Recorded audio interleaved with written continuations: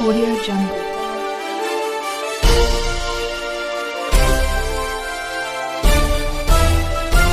Audio Jungle.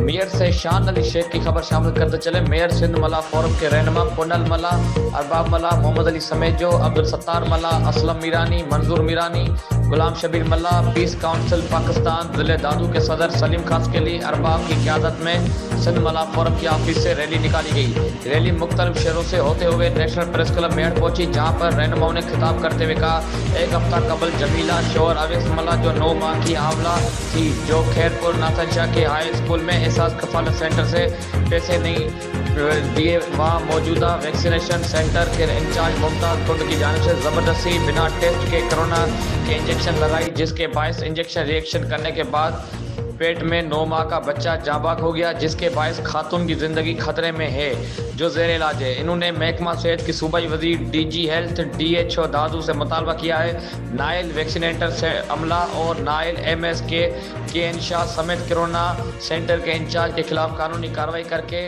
इंसानी ज़िंदगियाँ बचाई जाए।